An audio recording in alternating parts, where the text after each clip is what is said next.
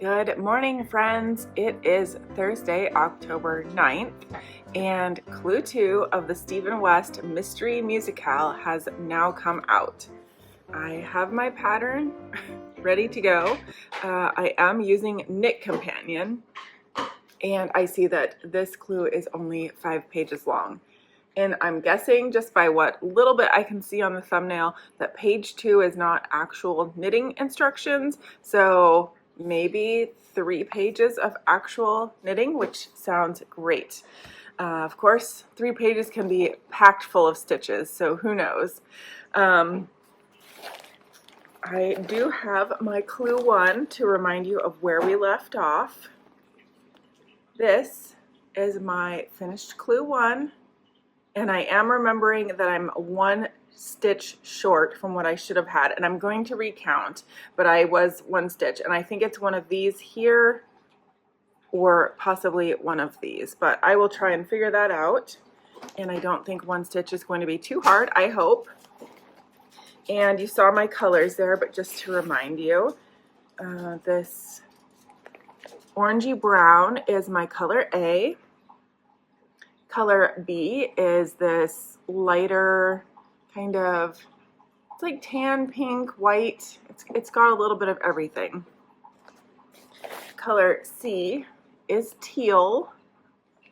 And lastly, color D is this kind of combination of these two. It's a speckle, it's got orange, it's got tan.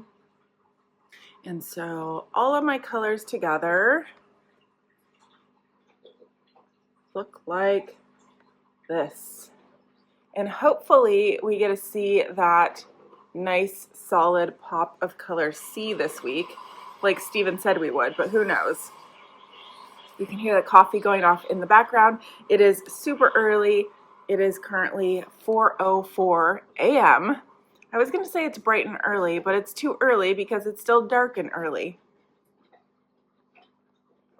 Anyway, I've got my coffee. I have a little bit of time before I go to work.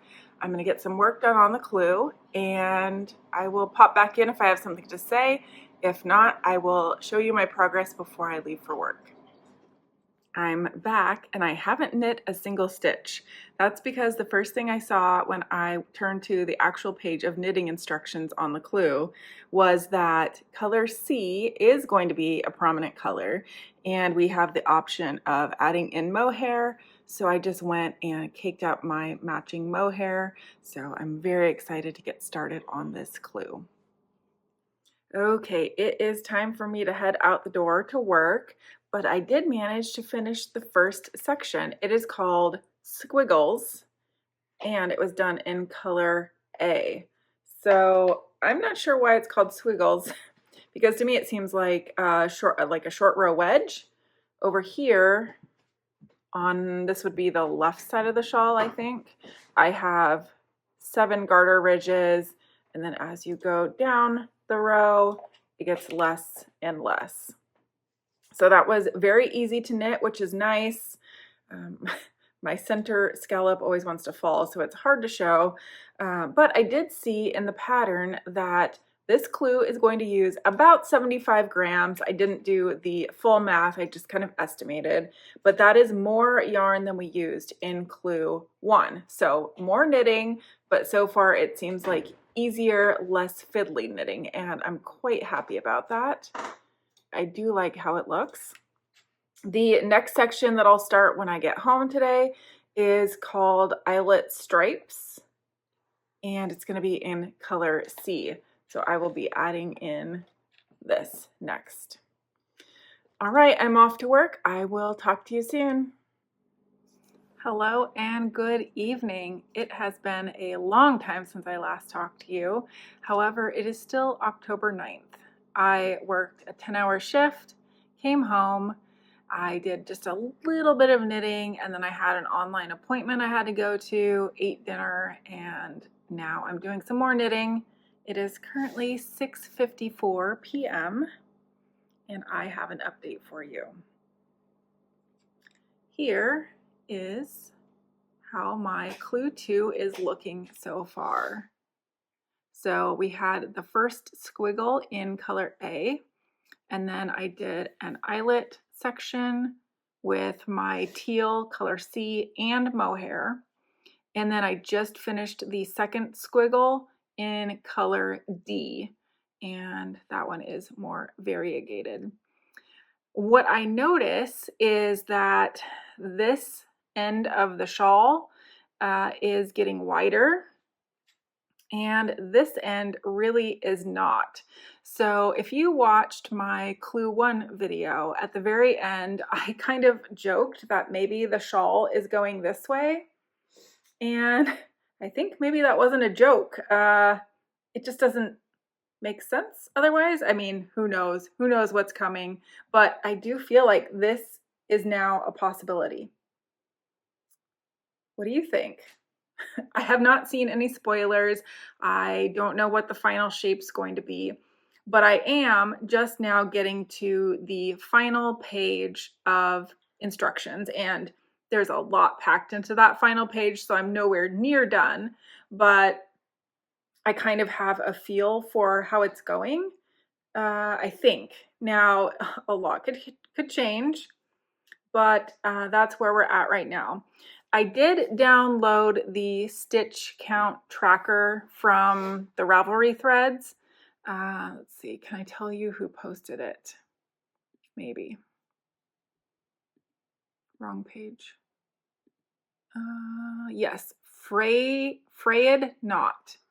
Her username is FREYADKNOT, and she posted the tracker for last time, and it seemed pretty accurate. I mean, I didn't count the stitches or anything, but this one I notice that each of these sections, according to the pattern, he calls it a squiggle, but I call it more of a wedge. I'm not sure why he's calling it a squiggle, but that one says it's 14 rows.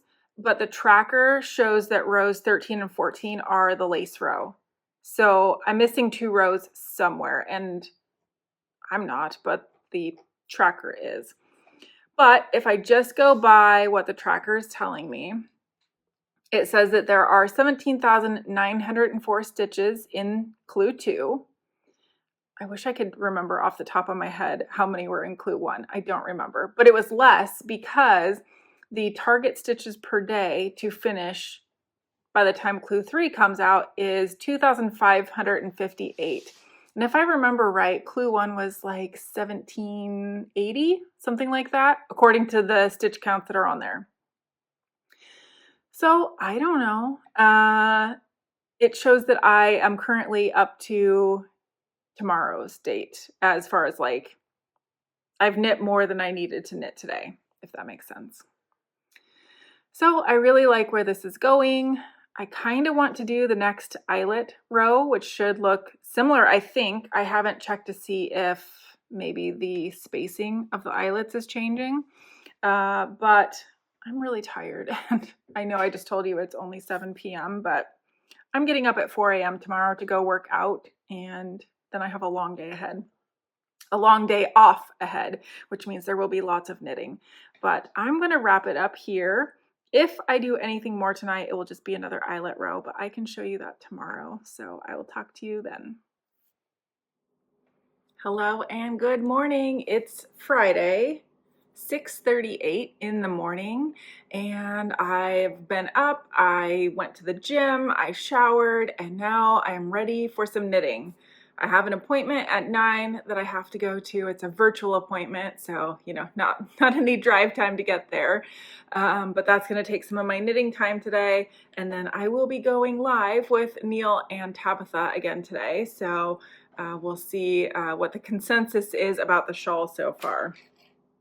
I did do just a little bit since I talked to you last night.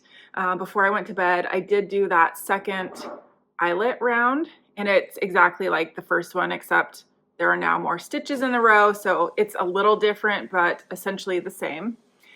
And I did 2 rows of color B, which is my lightest color, and then 2 rows again this morning before I went to the gym.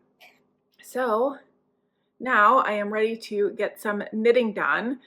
Looking at the final page of the Clue, It seems like we are just going to continue to do these squiggles, as they're called, and the eyelet rows, and then alternate and use our 3 gradient colors in the same order. So I think a lot of this is just going to be very repetitive. I don't think that I'm going to have a whole lot of insights, but if I do, of course, I will come back and let you know what they are. But what I do think so far is that this is a much more enjoyable clue to knit than clue 1 was. There's a lot less breaking of the yarn, and it's a lot less fiddly, just one needle, which is great. And yeah, you do have to pay attention, especially for the kind of setup of the eyelet row. And of course, you have to pay attention to where you're moving your marker. But other than that, I don't want to jinx myself. Other than that, it is fairly easy and it's going smooth. Hopefully I didn't just give myself bad knitting mojo.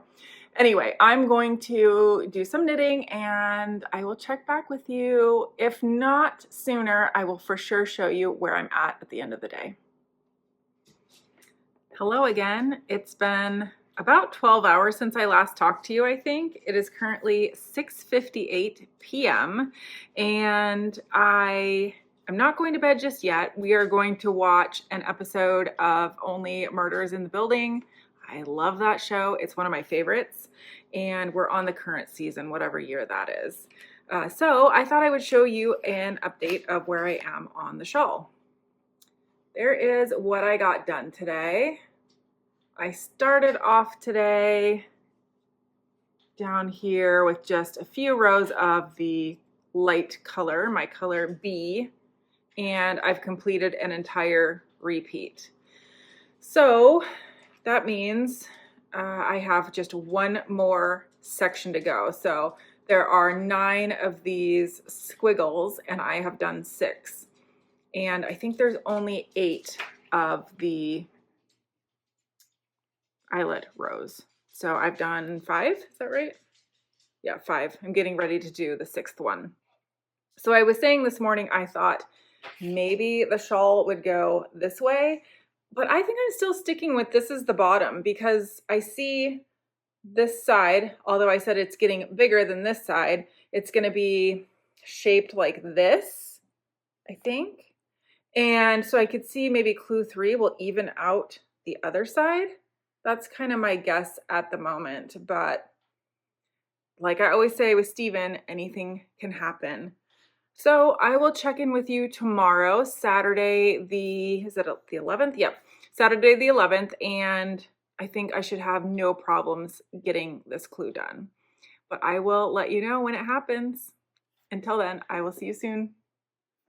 Long time no see. It is currently 12:51 p.m. on Saturday, October the 11th. Yes, it is the 11th. I've finished clue 2, so I am back to show it to you and give you my thoughts as well as how much yarn this clue used for me. So it's still so hard to show because it just wants to flop over, but we do have these squiggles, as Stephen calls them, along the top here. And my project is on this Tridon tubing. He said to put it on a spare needle or waste yarn. So it's just easy to get this right back on a needle when I need to. But that is the shape. And you're not really getting that when I hold it up, but I will put a photo in that I took. So on this end of the shawl, we have this really short section. I did not steam block this. I think I should have. This is really the only section that wants to bunch up. I used to have a terrible habit of making my I-cords too tight, and I've gotten better over the years. But even with my techniques to make this loose, it is not loose. You can see my I-cord here. It's got some stretch. I don't know why. This one just really, it's like tight. On the opposite end, we have the much wider sections, and that has some pretty good stretch to it. So yeah, we have that one really bunched up end, and then we have the wider end. And There's kind of an overall of what it's looking like. And you remember I said maybe the shawl is going this way. I'm trying to make predictions. I just cannot decide. I really don't know. That could be that way. This could be maybe the top. And yet again, this could still be the bottom. So all that to say, I have drawn no conclusions. I really don't know. I'm very interested to see where this is going. As I was falling asleep last night, you know how you just get some like interesting thoughts? My thought was the shape of this with the squiggle reminds me of the iconic mask from Phantom of the Opera. There we go. I mean, obviously on a larger scale. And I could be completely wrong. I don't really watch musicals, even though I'm aware of Phantom of the Opera. It's not something that I've watched, or if I have watched it, it was so long ago, I don't remember. But I do know that the mask has that iconic, like it comes across the face kind of thing. And that kind of reminds me of this. And that may not be what Stephen intended at all, but that is what came to my mind. So I'm curious to know where you think this shawl is going, and if you have any thoughts on what it might or might not be symbolizing. Maybe it's symbolizing nothing. I don't know, but I am loving it. Overall, my thoughts on clue 2, I was so appreciative to have a more straightforward clue. I did not have the frustration of multiple needles. The multiple yarns attached was okay. I did not mind that at all. I didn't drop any stitches. I didn't have to tink back a bunch. The clue just worked and pretty seamlessly. It was a bit repetitious by the end just because you're doing the same thing over and over again, but I didn't mind it as much as I minded doing 6 scallops. I did use mohair in with my teal. I think I told you that already. But I really didn't mind having the extra strand to do the knit 2 togethers. That wasn't a problem. Someone did mention they were having an issue picking up those stitches to do the knit 2 togethers, and something I thought of, which I'm using a fixed circular, so it doesn't really work, but if you're using an interchangeable, as you go back to make that pass with the knit 2 togethers, you could just put a smaller size needle tip on your left needle and knit off of that. Then you're just going to want to remember to replace that with the right size when you start knitting again. Let's talk about how much yarn I used for this clue. So my color A, I used 18.4 grams and I have 67 grams left. So just a bit over an entire skein. My color B, I used 23.2 grams and I have 69 grams left. So just about the same. Color C, and we'll say the mohair too. C, I used 14.3 grams of the main color, main yarn, and I used 6.2 grams of the mohair. And last but not least, color D, I used 22.3 grams. So in total, all my yarns, I'm trying to stack them up here. All these yarns plus the mohair, I used 84.4 grams. And for clues 1 and 2 total, so far I've used 144.9 grams. That is quite a lot of knitting for 2 weeks, and I feel like I made it through pretty quickly. So very happy with that. And one last look. And I will pop in that picture that shows hopefully a better overview than I can show you holding it up here. Again, please leave me your comments and thoughts on the shawl so far, where you think it's going. Are you liking it? Did you enjoy clue 2 better than clue 1 like I did, or were you craving more scallops? Let me know down below, and I will see you next week for clue 3. Bye.